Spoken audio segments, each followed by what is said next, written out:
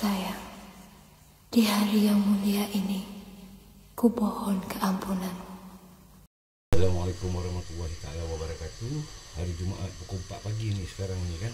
Saya doakan semua insya-Allah dalam keadaan sihat dan dirahmati Allah, dimurahkan rezeki yang mana yang tengah membuatkan ataupun melanjutkan ibadah korban berjalan dengan lancar insya-Allah.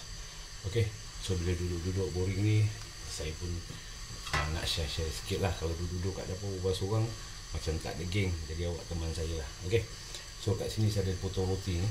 Okey, aku potong 4 segi kecil. Kalau tak nak besarkan sikit pun boleh. Kita panaskan minyak kita, kita masukkan dia kat dalam. Bismillah. Tengok dah panas kan. Okey, minyak kita dah panas, kita masukkan semua je lah. Kalau periuk kita ke kuali kita besar yang boleh menampungkan ni semua, kita masukkan semua.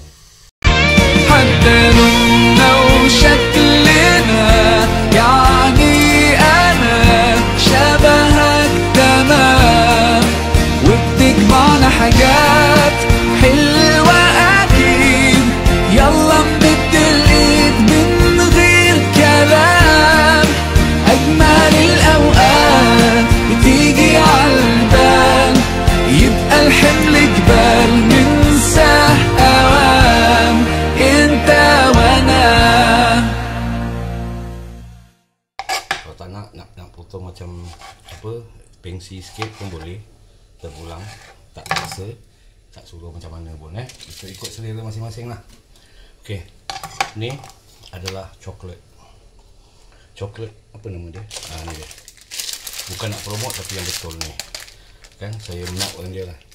Okey, kalau pakai coklat chip pun boleh tapi terpulang lah. Okey, so kita taruh ni macam gini kan, taruhkan dia gini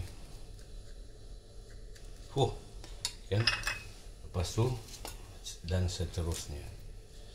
Lepas tu nanti kita ada strawberry kan, strawberry lah. Saya sengaja cakap strawberry. Kita ada strawberry kan. Lepas tu nanti saya tunjukkan awak setelah saya cocokkan dia nanti apa jadi dia. Okey. Okey, kalau you tengok kat sini, you all tengok kat sini, ini adalah sebahagian yang dah siap. Roti salut dengan coklat isi tu kan.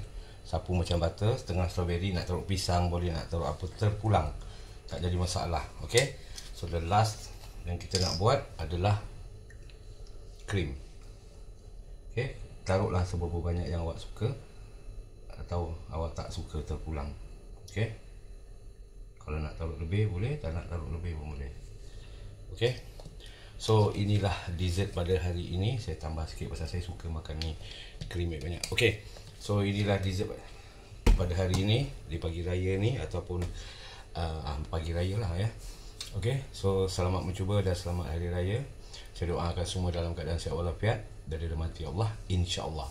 Okay, jumpa di next video malam ini insya-Allah. Nasi berani dam lamb shank. Okay, simply the best. Assalamualaikum warahmatullahi wabarakatuh. Bye bye.